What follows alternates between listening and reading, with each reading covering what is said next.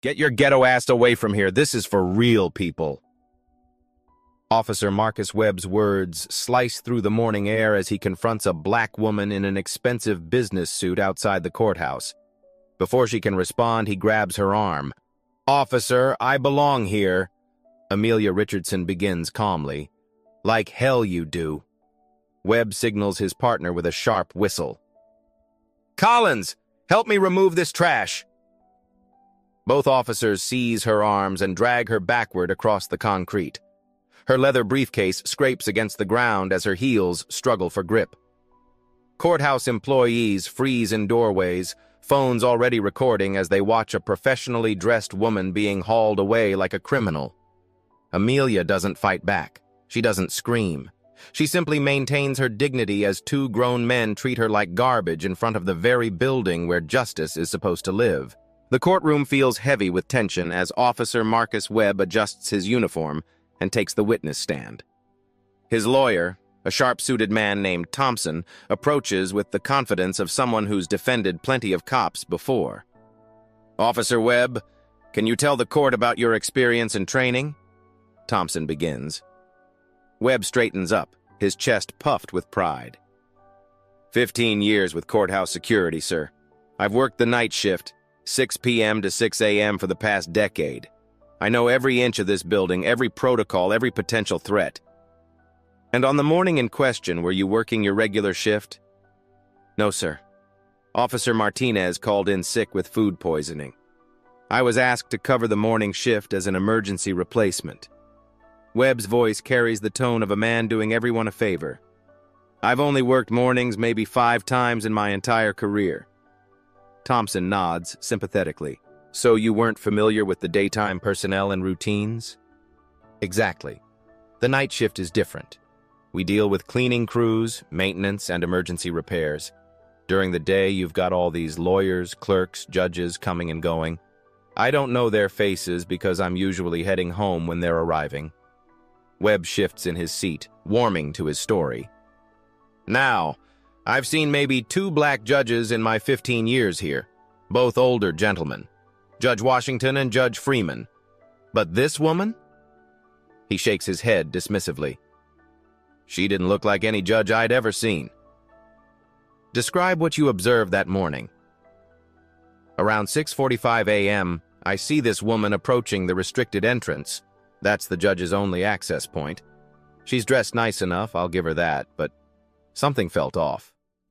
Webb's eyes narrow as he recalls the scene. In my experience, people who belong somewhere don't hesitate. They don't look around nervously.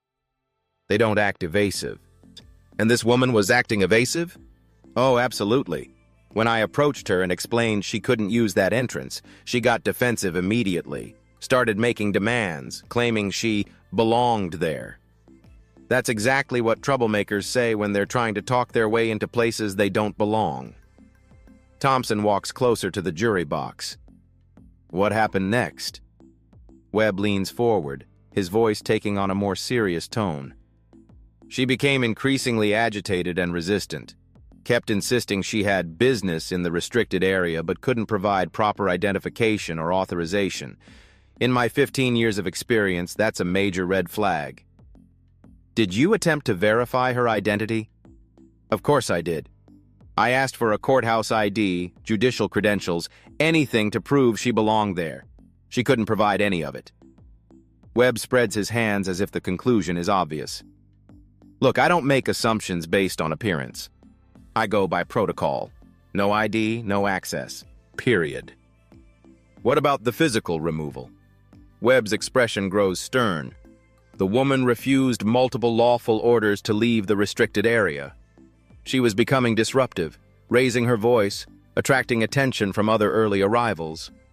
I called for backup because the situation was escalating. And Officer Collins responded? That's right. Collins has been my partner for 3 years. He can confirm everything I'm saying. When someone refuses lawful orders and becomes non-compliant, we have to escort them from the premises. It's standard security protocol for maintaining order and safety. Thompson pauses dramatically. Officer Webb, Did you use excessive force? Absolutely not. We used the minimum force necessary to remove a non-compliant individual from a restricted area. She was escorted, not brutalized, to the public area where she belonged. Webb's voice carries righteous indignation. We followed every protocol in the book. Why didn't you simply call the courthouse administration to verify her identity? Webb looks genuinely puzzled by the question. Sir, at 6:45 in the morning, administration isn't open yet. The building is operating on minimal security staff. If everyone who claimed they belonged somewhere could just demand we call around and verify their stories, we'd never maintain proper security. In your professional opinion, did you handle this situation appropriately? Without question. I protected courthouse security, followed established protocols, and treated the individual with the same professional standards I apply to everyone. Webb's voice grows more confident. I've handled hundreds of similar situations over 15 years. This was textbook crowd control. But then defense attorney Sarah Carter stands for cross-examination, and Webb's confident demeanor flickers slightly. Officer Webb, you mentioned you've worked nights for a decade. When was the last time you familiarized yourself with daytime judicial personnel? Webb hesitates. Well, that's not typically part of my responsibilities. So, you wouldn't know if new judges had been appointed recently? The night shift doesn't get briefed on administrative changes unless it affects our specific duties. Chen pulls out a document. Are you aware that Judge Amelia Richardson was officially appointed to this courthouse 3 weeks ago? Webb's face tightens. I wasn't informed of that, no. Wouldn't checking personnel rosters be part of basic security protocol? We have our assigned areas and responsibilities. I will focus on my job. Your job is to recognize authorized personnel, correct? The confidence is draining from Webb's voice. Within my normal scope of duties, yes. And yet you made no effort to verify whether Ms. Richardson might be authorized personnel before physically removing her? Webb's jaw clenches. She didn't present proper identification. Did you ask what type of identification she had? A long pause. She should have known to present courthouse credentials. That's not what I asked, Officer Webb. Did you specifically ask what identification she carried? Another pause, longer this time. I followed standard protocol.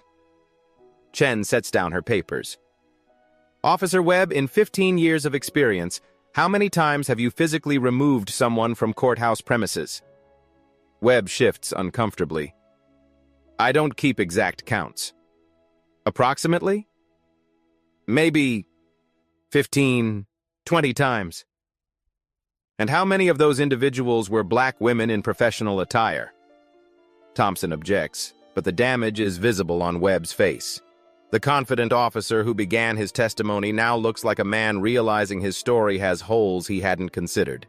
Chen continues relentlessly. You testified that you don't make assumptions based on appearance. But isn't it true that you immediately assumed Ms. Richardson didn't belong based solely on seeing her approach the entrance? I observed suspicious behavior. What behavior? Walking toward a door? Webb's voice rises defensively.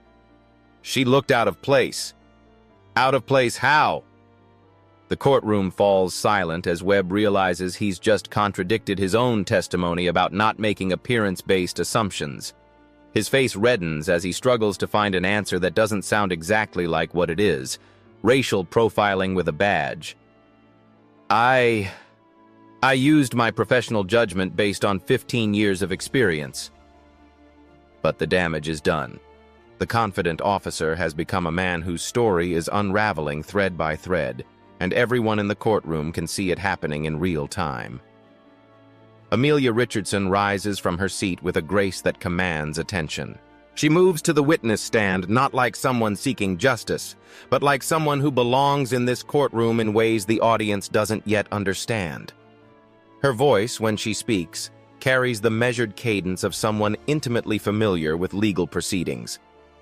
Please state your name for the record, Attorney Carter begins. Amelia Catherine Richardson. Her voice is clear, professional, unshaken by the morning's events. "Ms. Richardson, can you tell the court about your morning routine on the day in question?" Amelia adjusts her posture slightly, her hands folded calmly in her lap. "I arrived at the courthouse at approximately 6:45 a.m., as is my usual practice. I prefer to arrive early to review my morning preparation and ensure everything is properly organized for the day ahead." "Your morning preparation?" "Yes. I have specific procedures I follow before beginning my daily responsibilities. It requires quiet time to review case materials, check scheduling, and mentally prepare for the tasks ahead."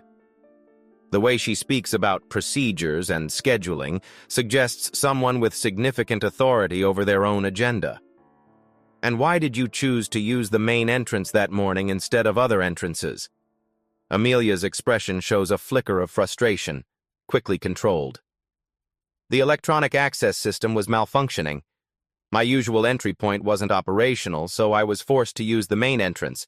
It was inconvenient, but I assumed it would be a minor delay." "Your usual entry point?" "Yes. I typically use a more private access route that allows me to reach my work area without navigating through the public areas of the building." She pauses meaningfully. "Privacy and efficiency are important when you have significant responsibilities." Chen moves closer to the witness stand. "Describe your interaction with Officer Webb." Amelia's composure never wavers, but her voice carries subtle steel. "Officer Webb approached me with immediate hostility. Before I could explain my presence, he made degrading assumptions about why I was there. His language was not just unprofessional, it was deliberately dehumanizing." "Can you be more specific?" "He called me ghetto trash and told me to find the welfare office. When I attempted to explain that I belonged there, he became increasingly aggressive and dismissive." Amelia's tone remains controlled, but the hurt is audible beneath the professionalism.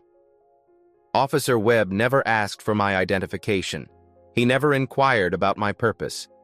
He simply decided, based on looking at me, that I had no legitimate reason to be there."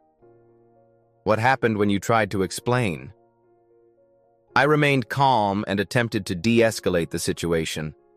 I told him I had business there and belonged in the building. His response was to signal for backup and treat me as a threat."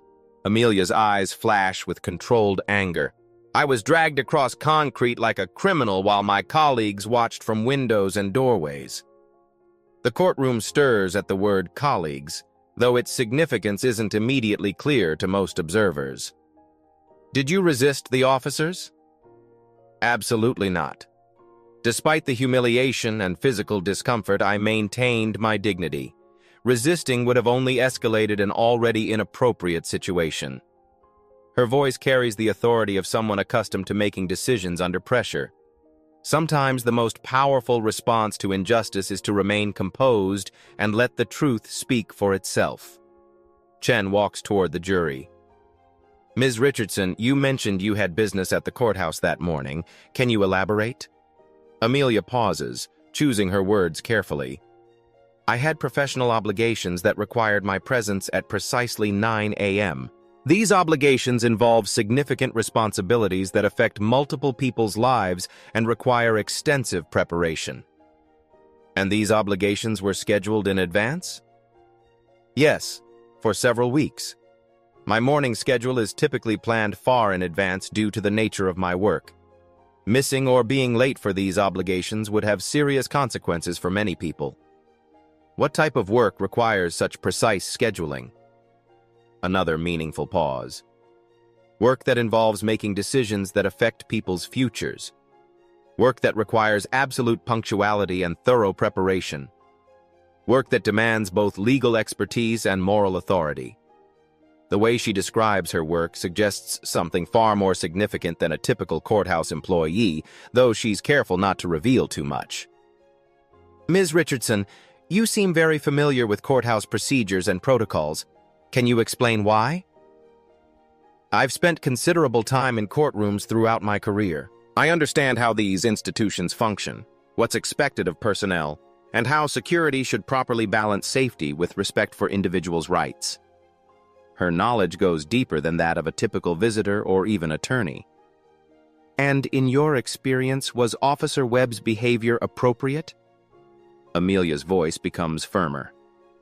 Officer Webb violated every principle of professional security. He made assumptions based on prejudice, failed to follow basic verification procedures, and escalated a situation that required only simple communication. She pauses, her legal expertise showing. More importantly, he failed to recognize that true security comes from treating all people with dignity while properly verifying credentials. Did his actions affect your ability to fulfill your professional obligations? Significantly. The incident delayed my arrival to my work area and caused unnecessary stress before I needed to perform duties requiring complete focus and clear judgment. The weight in her voice suggests these duties are more important than anyone realizes. Thompson, Webb's attorney, begins his cross-examination with skepticism. Ms. Richardson, isn't it true that you could have avoided this entire situation by simply presenting identification? Amelia's response is measured but pointed. I should not have been required to prove my right to exist in a public building. Officer Webb never asked for identification. He made assumptions and acted on prejudice. But surely you understand security concerns? I understand security very well. I also understand the difference between legitimate security measures and discriminatory harassment. Her voice carries the authority of someone who's made such distinctions professionally. You claim to have professional obligations at 9 a.m. What exactly is your profession? Amelia meets his gaze steadily.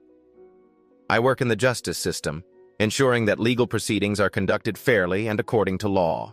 That's rather vague. Are you an attorney? A slight smile crosses Amelia's face. My role in the justice system requires extensive legal knowledge, yes. But you're not answering the question directly. I'm answering as precisely as the question allows.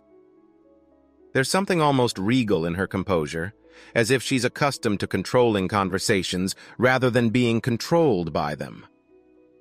Thompson presses harder. Why won't you simply state your job title? Amelia's pause is pregnant with meaning. Because my job title would fundamentally change how this courtroom views everything that happened this morning. And I believe Officer Webb's actions should be judged on their own merits, not on the basis of who I turned out to be. The courtroom buzzes with speculation. Who is this woman whose identity could change everything? What position does she hold that would transform the entire narrative? But Amelia Richardson isn't ready to reveal that yet. She sits with the quiet confidence of someone holding the ultimate trump card, waiting for exactly the right moment to play it. 3 weeks earlier, Chief Judge Patricia Williams raised her right hand before a packed courthouse ceremony hall. Please welcome our newest judicial appointment, the Honorable Amelia Catherine Richardson. Amelia stood in judicial robes for the first time, taking the oath that transformed her from prosecutor to judge. Local media captured the moment, courthouse staff applauded, and her swearing in became part of official courthouse records. Yet Marcus Webb, working his usual night shift, never saw any of it. Now, in her home study lined with Harvard law diplomas and prosecutorial awards, Amelia reviews a file that could change everything. Her phone buzzes. Amelia, have you decided about pursuing this formally? Chief Judge Williams's voice carries concern. Patricia, this isn't just about what happened to me. Amelia sets down security footage stills. It's about a pattern that needs exposing. But filing charges against courthouse security while you're our newest judge. Which is exactly why I must do this. If I don't challenge this behavior now, I'm endorsing it. Amelia pulls out a thick manual with her annotations. I helped draft these courthouse security protocols in my previous role as legal advisor. Webb violated 6 different procedures. Webb claims he didn't know you were... That's the problem. He never asked. He saw a black woman and made assumptions. After the call, Amelia opens her laptop and reviews security footage obtained through Discovery. The videos reveal disturbing patterns spanning months. Timestamp: March 15th. Dr. James Washington, prominent civil rights attorney, aggressively questioned his courthouse presence. Webb demands to see Washington's bar license, something never requested from white attorneys. Timestamp: April 3rd. Maria Santos, Latina court reporter, stopped and interrogated about using the staff entrance she's accessed for 3 years. Timestamp: May 20th. Professor David Carter, Asian American law professor, was forced to provide multiple forms of identification before being allowed to attend a public hearing. Video after video shows the same pattern: Webb treating people of color as threats while waving white visitors through with minimal scrutiny. Amelia cross-references these incidents with complaint records. What emerges is troubling. 7 informal complaints filed against Webb over 2 years, all dismissed without investigation. Every complainant was a person of color. She reviews Webb's personnel files. Performance reviews praise his vigilance in maintaining proper courthouse atmosphere. Supervisor notes commend his proactive security measures that somehow only target minorities. The language is carefully coded, but the pattern is unmistakable. Her assistant Jennifer arrives with additional evidence. "Judge Richardson, here are the phone records you requested." Jennifer sets down transcripts. Webb's conversations with colleagues show concerning language about courthouse visitors. The records reveal break room discussions where Webb jokes about keeping certain types in their place and refers to professional black women as probably here for child support court. Training records show Webb hasn't attended diversity or civil rights education in 5 years, Jennifer continues. He consistently finds excuses to skip required sessions. And complaint resolution? All security complaints are reviewed by Sergeant Morrison, Webb's supervisor and personal friend for 12 years. No independent oversight exists. Amelia studies the evidence methodically. Audio recordings capture Webb using racial slurs in the courthouse break room. Witness statements from courthouse employees describe a pattern of discriminatory behavior spanning years. Security footage shows Webb's double standard in action: courtesy for white visitors, suspicion for everyone else. The most damning evidence comes from Webb's own incident reports. His language reveals his mindset, describing professional black women as aggressive and non-compliant for simply existing in courthouse spaces, while characterizing similar behavior from white individuals as assertive or confident. She discovers Webb's history includes 2 previous excessive force complaints, both involving black defendants' family members, both dismissed with minimal review. As Amelia organizes the evidence, the scope becomes clear. This isn't about one officer's bad morning. It's about institutional racism hiding behind security protocols, enabled by supervisors who value keeping the peace over protecting civil rights. She looks at her swearing-in photo, remembering her oath to uphold justice impartially. Tomorrow offers the chance to prove those weren't empty words. The irony strikes her. Webb's actions that morning will expose the very system that protected him for years. His assumption that she was powerless will ultimately reveal just how powerful she really is. But more importantly, this case will ensure that no one else endures what she experienced, being dragged away from their own workplace simply for existing while black. Justice, Amelia realizes, sometimes comes through the most unexpected reversals of power. Attorney Sarah Carter approaches the evidence table with the confidence of someone holding dynamite. She lifts a tablet displaying security footage that will shatter Officer Webb's carefully constructed narrative.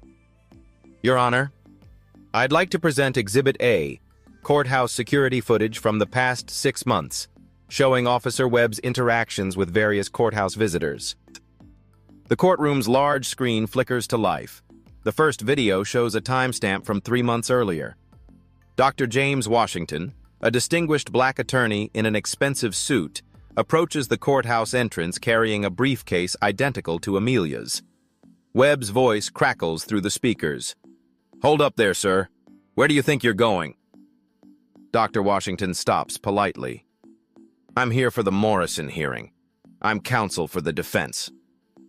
I'm going to need to see some identification. Can't be too careful these days. The footage shows Webb examining Dr. Washington's bar license, driver's license, and business cards for nearly 5 minutes, while a white attorney walks past unchallenged. Webb's body language is identical to his interaction with Amelia: aggressive posturing, dismissive gestures, treating a respected professional like a potential threat. Can you explain this interaction, Officer Webb? Carter asks. Webb shifts uncomfortably. That was standard security protocol. We verify credentials for everyone. Chen clicks to the next video. Same day, 20 minutes later. A young white woman in casual clothes approaches the same entrance. "Morning, miss," Webb says cheerfully, stepping aside to let her pass. "Actually, I'm not sure where I'm supposed to go," the woman says. "I'm here for jury duty, but this is my first time." "No problem at all. Just head to the second floor. They'll take good care of you up there." No identification requested. No credential verification. No aggressive questioning. "Is this your standard protocol, Officer Webb?" Carter's voice drips with irony. The videos continue, each one more damning than the last. Maria Santos, the Latina court reporter, being interrogated about her staff entrance access while white employees stream past unquestioned. Professor David Carter, an Asian American law professor, was forced to provide 3 forms of identification to attend a public hearing while white observers entered freely. Webb's face grows redder with each video. His attorney objects repeatedly, but the pattern is undeniable. "These are isolated incidents taken out of context," Webb starts. "Isolated?" Carter interrupts. "We have 17 documented instances over 6 months. Shall we watch all of them?" But the real bombshell comes when Carter introduces the phone recordings. Webb's voice fills the courtroom, captured during break room conversations. "You should have seen this uppity black woman today acting like she owned the place. I had to put her in her place real quick. These people think they can just walk in anywhere like they belong. That's why we're here, to keep standards up. I don't care how fancy they dress. I can spot trouble from a mile away. It's all about keeping the right kind of people in and the wrong kind out." The courtroom erupts. Webb's face goes pale as he hears his own words played back. His attorney frantically scribbles notes, knowing their defense is crumbling in real time. Chen calls her first witness, Dr. James Washington himself. "Dr. Washington, you're a partner at Morrison, Carter & Associates, correct?" "That's right. 30 years practicing law, 15 of those as a federal prosecutor." "Can you describe your interaction with Officer Webb 3 months ago?" Dr. Washington's voice carries quiet dignity tinged with frustration. "I was treated like a criminal for the simple act of entering a courthouse where I've practiced law for decades. Officer Webb questioned my credentials, demanded multiple forms of identification, and spoke to me with a tone of suspicion I've never experienced from courthouse security." "How did this make you feel?" "Humiliated, angry, but mostly concerned that if this is how he treats a known attorney, what does he do to ordinary citizens who can't defend themselves?" Chen's next witness is Maria Santos, the court reporter. "Ms. Santos, how long have you worked at this courthouse?" 8 years. I've been using the staff entrance for my entire tenure here." "Describe your interaction with Officer Webb." Maria's voice shakes slightly. "He stopped me like I was trespassing in my own workplace. He demanded to know why I was using the restricted entrance and made me prove I worked there. Meanwhile, 3 white court clerks walked past without any questions." "Did this affect your work?" "I was late to a deposition because of the delay. But worse, I felt like I had to justify my existence in a place where I've worked professionally for nearly a decade." The pattern becomes undeniable as witness after witness testifies to identical treatment. Each person of color stopped, questioned, and was forced to prove their legitimacy while white courthouse visitors passed freely. Chen introduces Webb's training records next. Officer Webb, when was your last diversity training session? It's been a while. 5 years, according to these records. You've missed 17 mandatory sensitivity training sessions, claiming schedule conflicts each time. My shift makes it difficult. Yet you managed to attend firearms training, overtime certification, and 3 professional development seminars during the same period. Webb has no answer. The most devastating evidence comes from Sergeant Morrison, Webb's supervisor, called as a hostile witness. Sergeant Morrison, how many complaints have been filed against Officer Webb in the past 2 years? Morrison squirms. I'd have to check the exact number. I'll help you. 7 formal complaints, all from people of color, all dismissed without investigation. Can you explain this pattern? Officer Webb is a good officer. Sometimes people misunderstand standard security procedures. Misunderstand? Or do you mean they correctly understand discriminatory treatment disguised as procedure? Chen presents Morrison's own evaluation notes. Webb shows excellent judgment in identifying potential security risks and maintains high standards for courthouse access. When you wrote identifying potential security risks, what did you mean? Morrison's pause speaks volumes. People who seem out of place. And how do you determine who seems out of place in a public courthouse? Another telling pause. Professional judgment based on experience. Experience that somehow only flags people of color as suspicious? The courtroom buzzes as the institutional nature of the problem becomes clear. This isn't just one rogue officer. It's a system that has enabled and protected discriminatory behavior for years. Chen's final piece of evidence is a statistical analysis prepared by a civil rights expert. The numbers are staggering. Webb stops and questions people of color at a rate 13 times higher than white visitors. He requests additional identification from minorities 89% of the time versus 3% for white individuals. Physical altercations occur only with people of color. These statistics don't lie, Carter tells the jury. They reveal a clear pattern of racial profiling that has been enabled, protected, and rewarded by a broken system. Webb's attorney attempts damage control during the redirect. Officer Webb, do you consider yourself a racist? Absolutely not. I treat everyone fairly. But the evidence has already spoken louder than any denial. The videos, recordings, statistics, and witness testimony create an overwhelming picture of systematic discrimination hiding behind the badge. As the evidence presentation concludes, the courtroom understands they've witnessed something bigger than one morning's incident. They've seen how institutional racism operates in plain sight, protected by those in power and enabled by a culture of willful blindness. Webb sits at the defendant's table, no longer the confident officer who began this trial. He's been exposed as the embodiment of a system that judges people by their skin color while claiming to serve justice equally. But the biggest revelation is still to come. Attorney Carter approaches Amelia for what everyone assumes will be routine follow-up testimony. The courtroom has settled into a predictable rhythm. No one anticipates that the next 2 minutes will rewrite everything. Ms. Richardson, you mentioned professional obligations that morning. Can you specify these obligations? Amelia adjusts her posture, commanding greater attention. Her voice carries new authority. I was scheduled to preside over the 9 a.m. criminal docket. I needed to arrive early to review case files and prepare for the morning's proceedings. The word preside hangs in the air like lightning before thunder. Jury members lean forward, not quite processing what they've heard. When you say preside, can you clarify your role? I am the Honorable Judge Amelia Catherine Richardson, appointed to this courthouse 3 weeks ago. I was arriving to perform my duties as presiding judge of Criminal Court Division C. The courtroom explodes. Gasps echo from the gallery.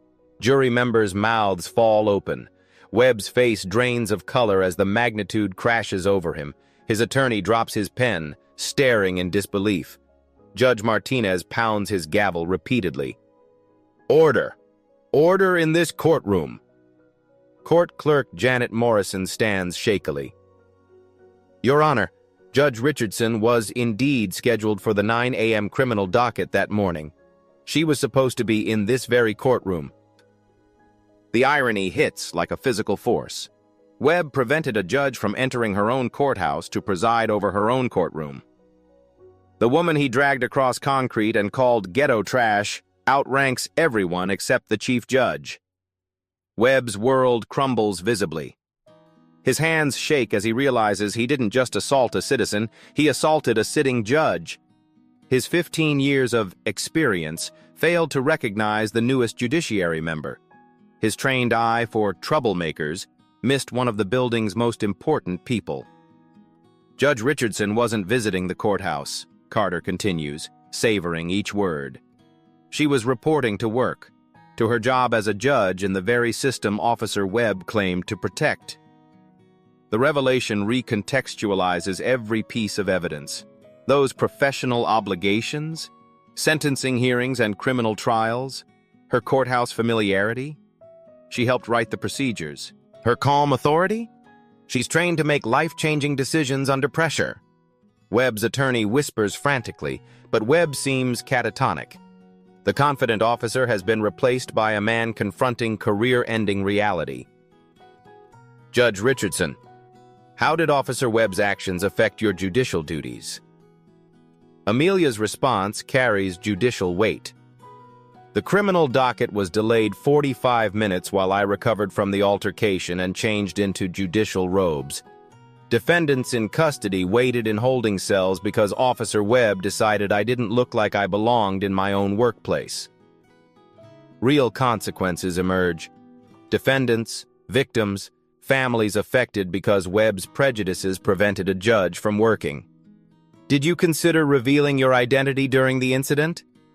I shouldn't have to prove my worth to exist in public spaces. Officer Webb's behavior should be judged on its merits, not on who I turned out to be. Amelia pauses meaningfully. Every person deserves dignity, regardless of position or power. Stunned silence fills the courtroom as Webb's mistake's full scope sinks in. He didn't just assault a citizen, he assaulted a judge. He didn't just make a professional error, he committed a federal crime against the judiciary. He didn't just embarrass himself, he embarrassed the entire courthouse before its newest judge. Webb finally speaks, voice barely audible. I didn't know. No, Amelia responds with quiet steel. You didn't ask. You saw a black woman and assumed she didn't belong. Your 15 years of experience taught you everything except basic human dignity. The revelation transforms everything. What began as a civil rights case has become unprecedented. A sitting judge seeking justice for her own assault by courthouse security. The power dynamic hasn't just shifted, it's completely inverted. Officer Marcus Webb, who dragged Judge Amelia Richardson from her own courthouse, now sits seeking mercy from the very system he claimed to protect. The hunter became the hunted, and justice revealed its ultimate irony. The woman he thought powerless holds more power than he ever imagined. The revelation that Amelia Richardson is a sitting judge has shattered Webb's defense. But the legal proceedings must continue. Judge Martinez calls for a brief recess to allow emotions to settle. But when court reconvenes, the atmosphere has fundamentally changed. Everyone now understands they're witnessing something unprecedented. A federal judge pursuing justice for her own assault by courthouse security. The power dynamics have not just shifted, they've been obliterated and rebuilt entirely. Attorney Carter approaches Webb for cross-examination with renewed purpose. Webb, who began this trial with swagger, now looks like a condemned man awaiting execution. Officer Webb, you've just learned that you physically assaulted a sitting federal judge. How does that make you feel? Webb's voice cracks. I'm devastated. I had no idea. You had no idea because you never asked.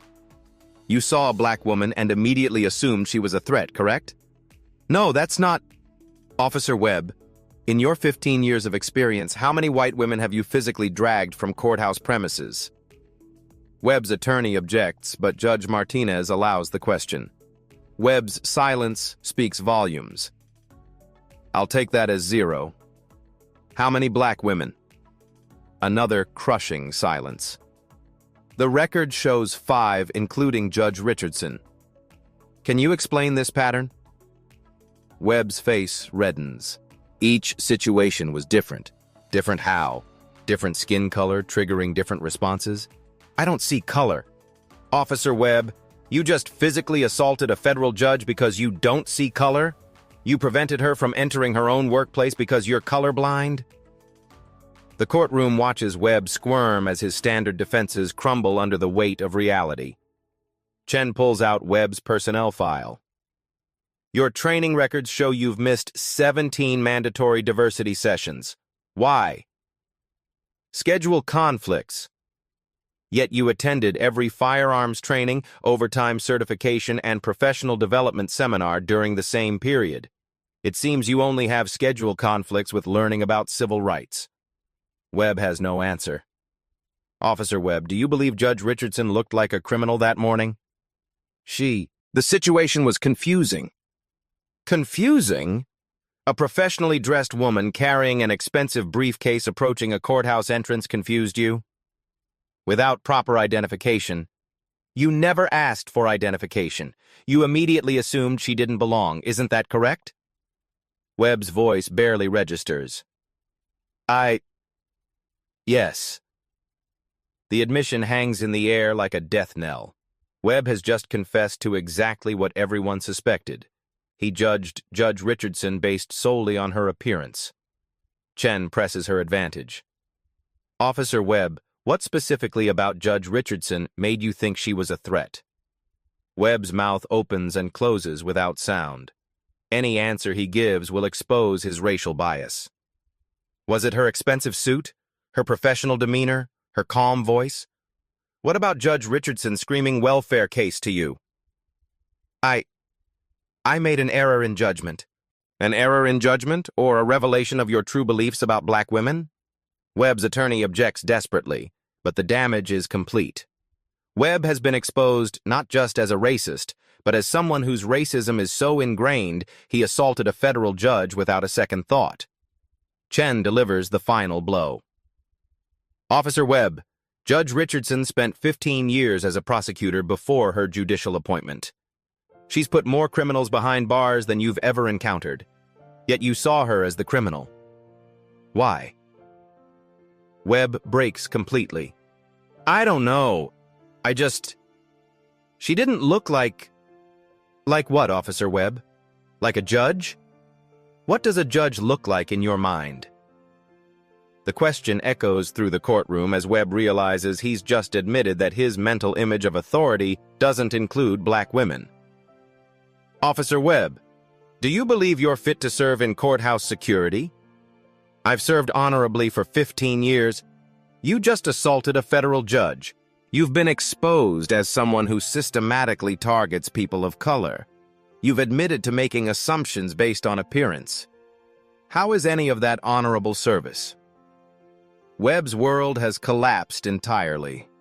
The confident officer who began this trial is now a broken man whose career, reputation, and future have been destroyed by his own actions and admissions. No further questions, Your Honor. As Carter returns to her seat, the courtroom understands they've witnessed the complete dismantling of not just one man's defense, but an entire system of institutional racism. Webb's cross-examination has revealed the ugly truth about how bias operates in supposedly neutral institutions. The man who thought he was protecting the courthouse from undesirable elements has been revealed as the undesirable element himself. His 15 years of experience couldn't save him from the consequences of assaulting someone he assumed was powerless. Justice, it seems, has a perfect sense of irony. The woman Webb dragged away from her own courthouse now sits in judgment of his actions, and the hunter has definitively become the hunted. Webb's pattern of discrimination has been exposed, his credibility destroyed, and his future decided by his own admissions. Sometimes the most powerful testimony comes from the defendant's own mouth. The courtroom feels electric as both attorneys prepare their closing arguments. Everyone present knows they're witnessing legal history, a case that will be studied for decades as an example of how institutional racism operates and how justice can prevail against overwhelming odds. Prosecutor Janet Mills approaches the jury with the gravity of someone carrying the weight of civil rights history. Ladies and gentlemen of the jury, what you've witnessed over these past days isn't just about one officer's bad decision. It's about a system that allowed, encouraged, and protected racial discrimination for years while hiding behind the badge of authority. Mills walks slowly past the jury box, making eye contact with each member. Officer Marcus Webb didn't just assault Amelia Richardson on that March morning. He assaulted the very principles our justice system claims to uphold. He assaulted the idea that all people deserve dignity regardless of their race. He assaulted the Constitution he swore to protect. The prosecutor's voice grows stronger. But here's what makes this case truly extraordinary. Officer Webb assaulted a sitting federal judge, the very embodiment of the justice system he claimed to serve. The irony is so profound it would be comedic if it weren't so tragic. Mills pauses at the evidence table, gesturing toward the mountain of documentation. The evidence shows a clear pattern spanning years.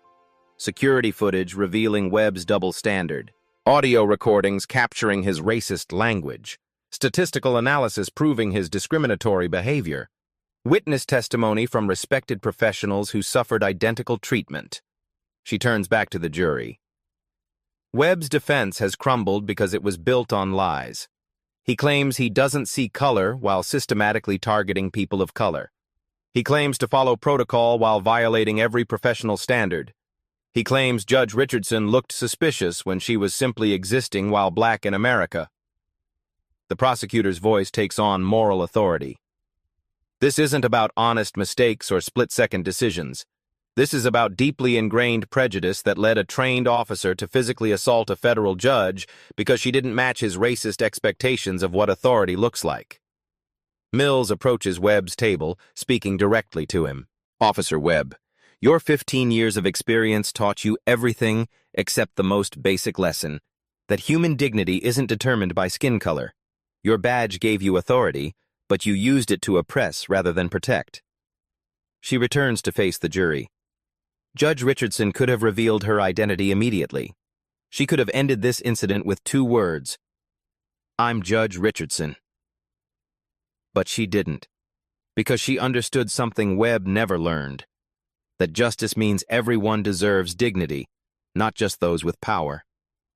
Mills's voice builds to crescendo. Webb violated federal civil rights laws. He committed assault under color of authority. He denied due process to a sitting judge.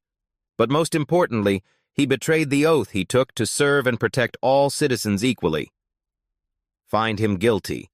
Send a message that badges don't grant license to discriminate. Show that our justice system protects everyone, especially when everyone includes the judges themselves. Webb's attorney Thompson rises for what everyone knows is an impossible defense. Ladies and gentlemen, my client made mistakes. I won't pretend otherwise. But Officer Webb isn't the monster the prosecution portrays.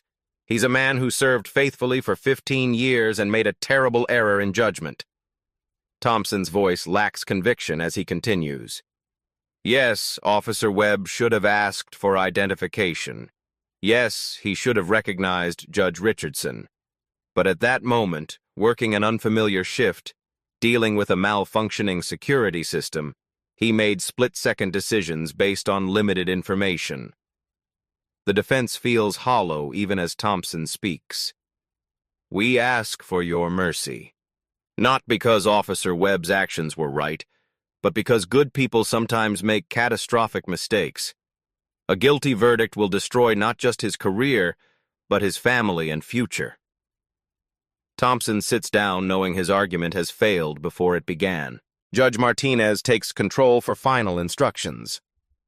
Members of the jury, you must decide whether Officer Webb's actions constitute federal civil rights violations, assault under color of law, and denial of due process. The evidence is clear, the law is settled, and the facts are undisputed. The jury deliberates for exactly 47 minutes, barely enough time to elect a foreman and take a formal vote. When they return, the foreman's voice rings with conviction. On the charge of civil rights violations under color of law, guilty. On the charge of assault and battery, guilty. On the charge of denial of due process, guilty. Webb collapses in his chair as his attorney pats his shoulder helplessly. 15 years of career destroyed by minutes of prejudice. Judge Martinez delivers immediate consequences. Officer Marcus Webb, you have been found guilty of federal crimes that strike at the heart of our justice system. You used your authority to oppress rather than protect, discriminated based on race while hiding behind your badge, and assaulted a federal judge because your prejudices blinded you to her humanity. The judge's voice carries judicial authority. You are hereby sentenced to 18 months in federal prison, followed by 2 years supervised probation. You are permanently barred from law enforcement and must complete 200 hours of community service with civil rights organizations. Additionally, this courthouse will implement the Richardson Protocol, mandatory bias training, independent oversight of security complaints, and zero tolerance for discriminatory behavior. Webb is led away in handcuffs, the confident officer replaced by a convicted felon whose racism destroyed everything he claimed to protect.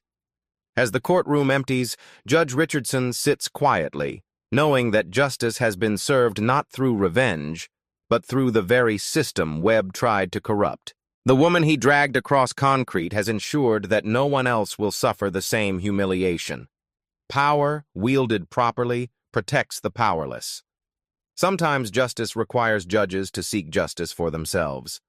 6 months after the verdict, the transformation is remarkable. Marcus Webb walks through Valley Plaza Mall in his security guard uniform, checking doors and watching for shoplifters. The man who once wielded federal authority now earns minimum wage protecting discount stores. His law enforcement career ended the moment he dragged a federal judge across courthouse concrete. Webb's nights are spent in community service at the Martin Luther King Jr. Civil Rights Center, where he faces the people his actions hurt. Former colleagues cross the street to avoid him. His pension is gone, his reputation destroyed, his future limited to whatever work he can find with a federal conviction record. The irony follows him everywhere. The officer who thought he was keeping undesirable elements out of the courthouse has become an undesirable element himself. Meanwhile, Judge Amelia Richardson has become a national symbol of dignity and resilience. Her story has been featured in Time magazine, The Washington Post, and countless civil rights publications. She didn't seek fame, but her courage in pursuing justice has inspired millions. The Richardson Protocol, implemented nationwide, has revolutionized courthouse security. Independent oversight committees now review all discrimination complaints. Mandatory bias training occurs quarterly, not annually. Security personnel face immediate suspension for discriminatory behavior, and victims have direct access to civil rights attorneys. The numbers speak for themselves. Discrimination complaints in courthouses have increased by 40%.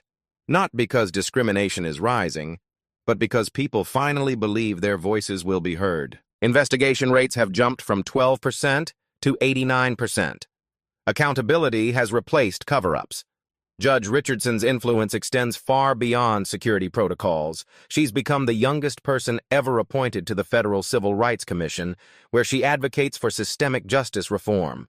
Her legal scholarship on institutional racism is studied in law schools nationwide.